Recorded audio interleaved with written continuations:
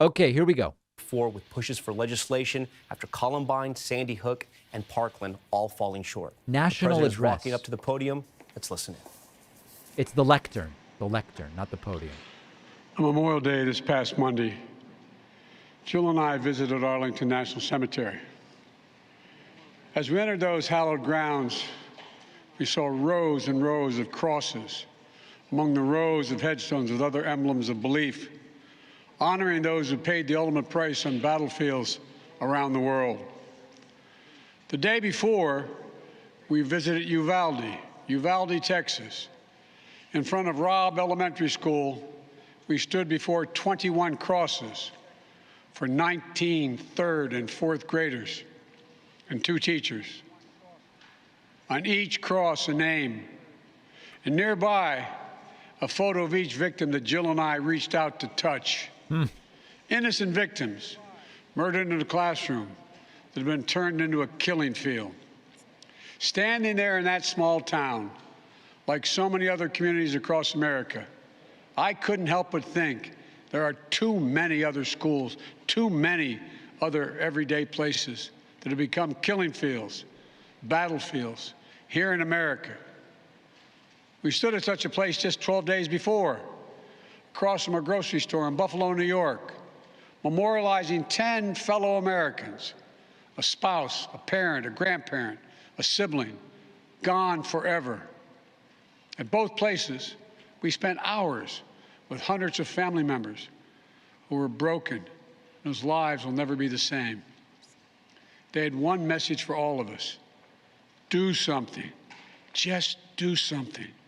For God's sake, do something.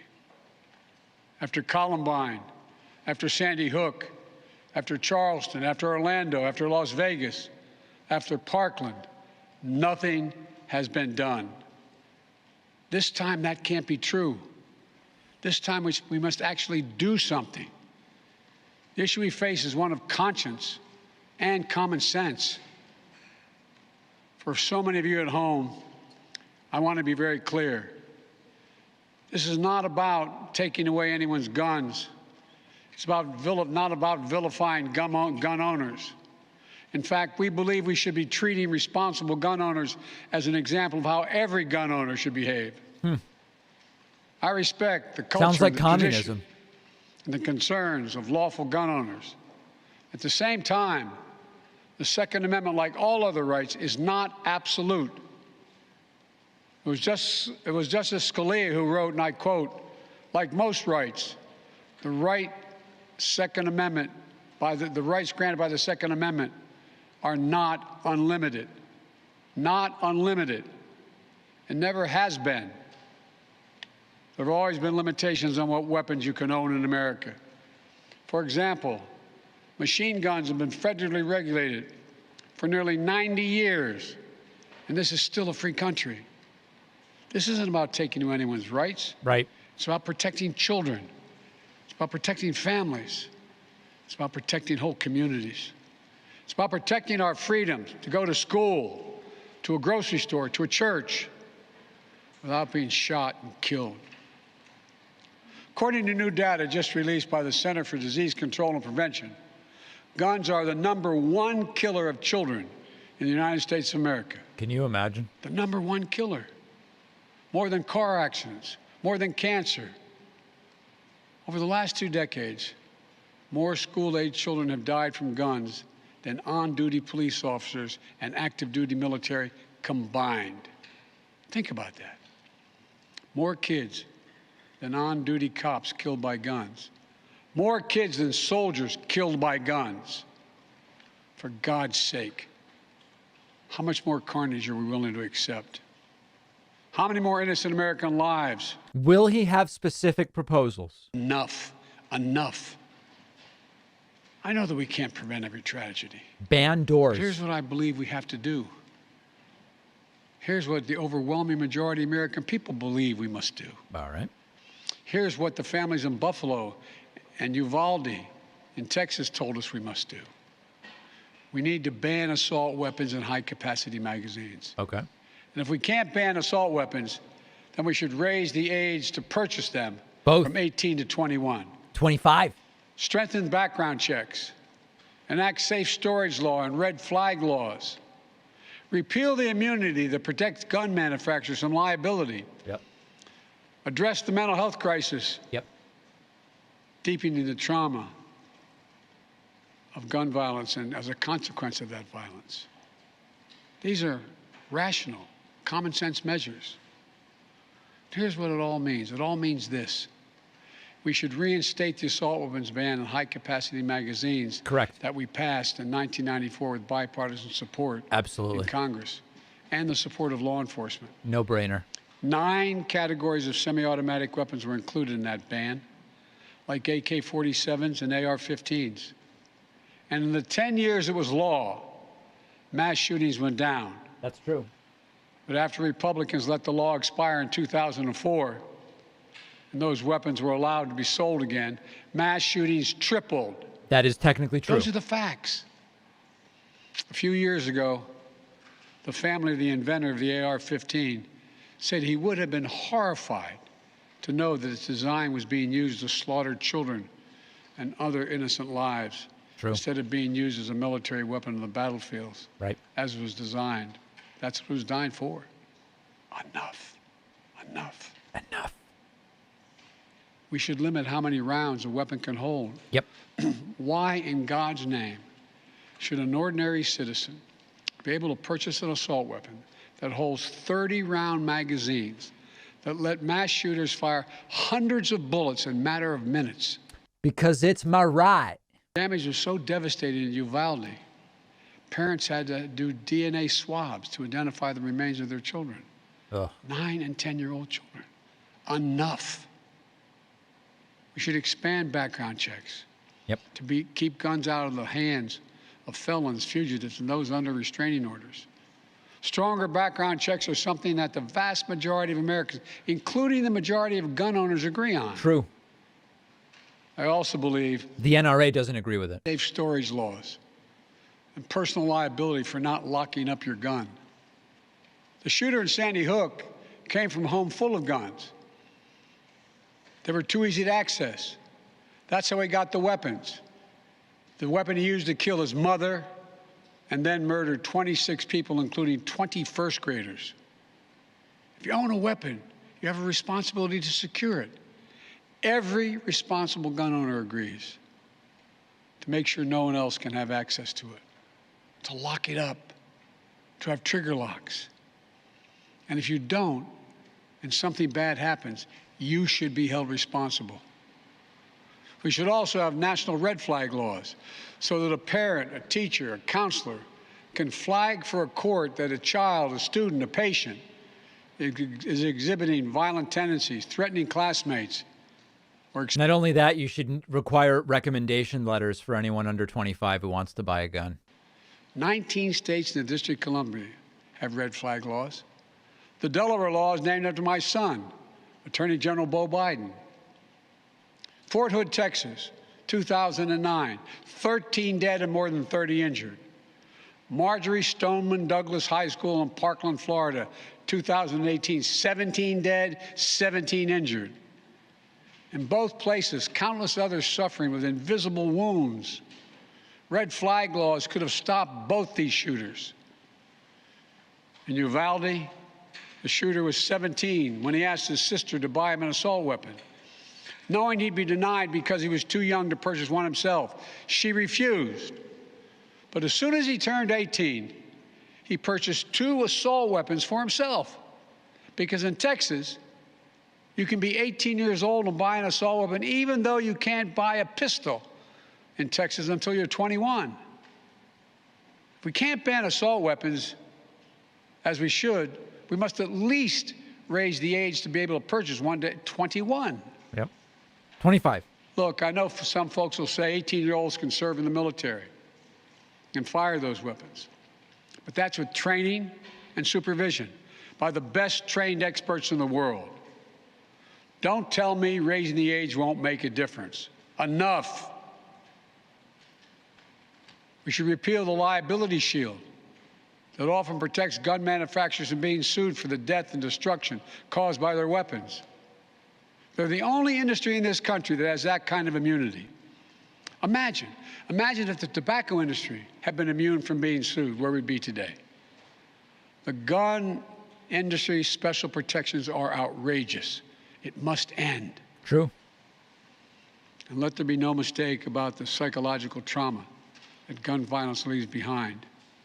Imagine being that little girl, that brave little girl in Uvalde, who smeared blood off her murdered friend's body onto her own face to lie still among the corpses in her classroom and pretend she was dead in order to stay alive. Imagine what it'd be like for her to walk down the hallway of any school again. Imagine what it's like for children who experience this kind of trauma every day in school, in the streets, in communities all across America. Imagine what it's like for so many parents to hug their children goodbye in the morning, not sure whether they'll come back home. Unfortunately, too many people don't have to imagine that at all. Even before the pandemic, young people were already hurting.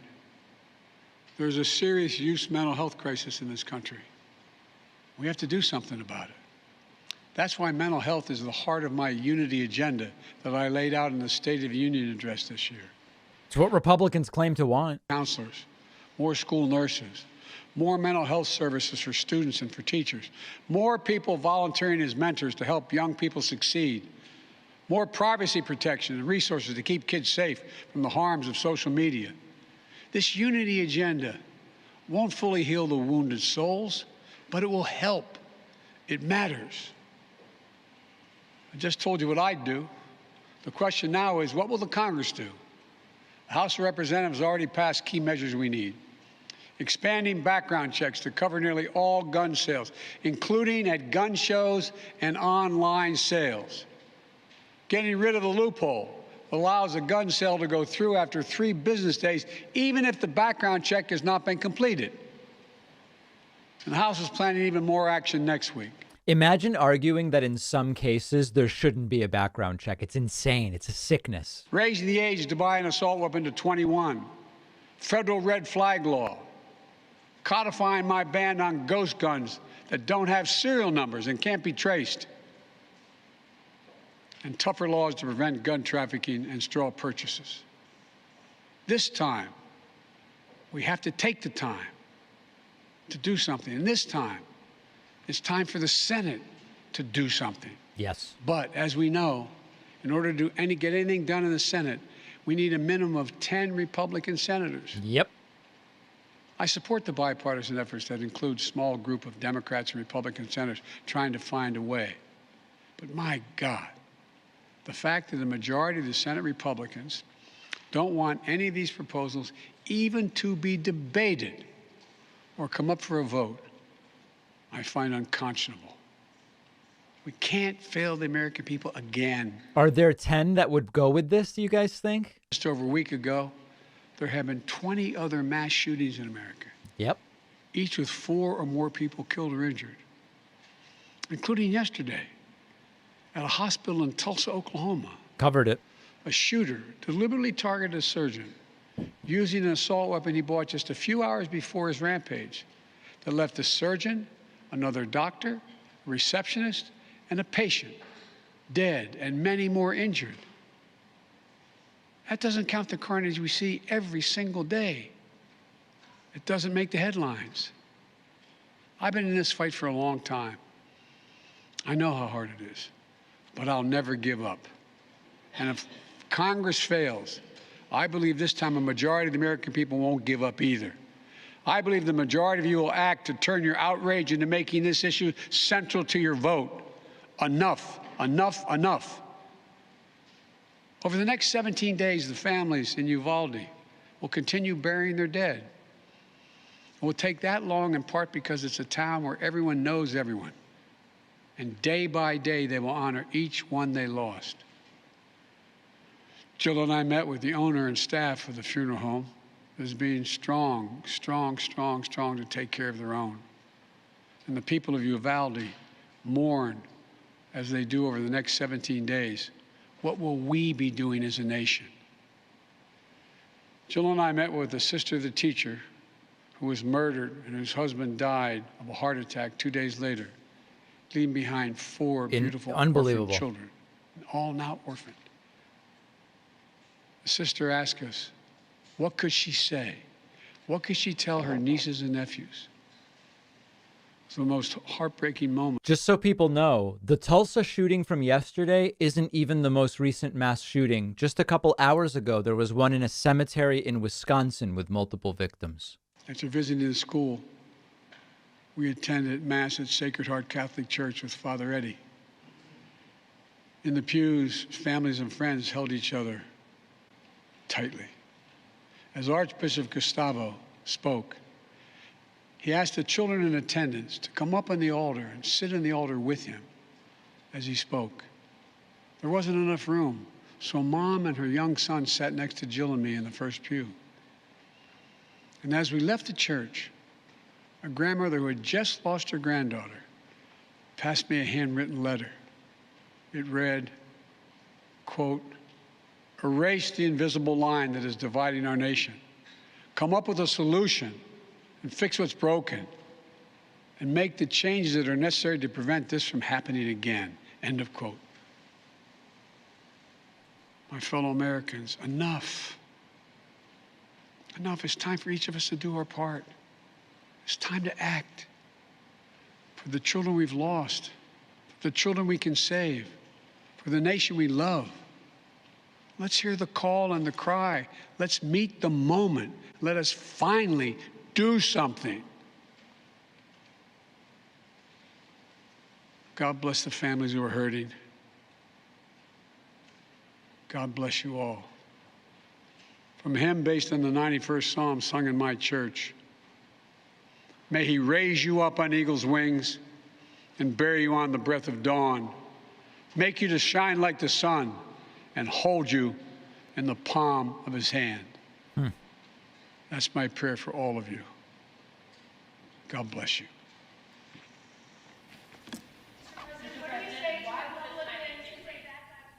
There is President Joe Biden not taking questions today, calling for a number of the same things I called for last week, but not going nearly far enough. That's for sure. But certainly making some of those calls. Now, the House of Representatives, per Nancy Pelosi, will be voting on an assault weapons ban. It will likely pass the House. The question is, can you find 10 Republican senators willing to vote for that in the Senate? And the answer, at least right now, doesn't appear to be yes. Does not appear to be yes at this point in time. These are all empty words. Biden is saying what he has to say, but he knows, and we all know, nothing will change. Nothing will move forward in Congress. All we will get is more cable news hysteria. James says an assault weapon ban isn't going to change anything unless they make a real definition. AR-15s kept being sold post-ban, minus mostly cosmetics. That is true. Ban lobbyists. And we will ban men. I mean, listen, there's a lot of ideas. Someone actually did say, hey, it's exclusively men who are mass shooters. Just ban men from having these weapons. I don't think that would be constitutional. That's for sure.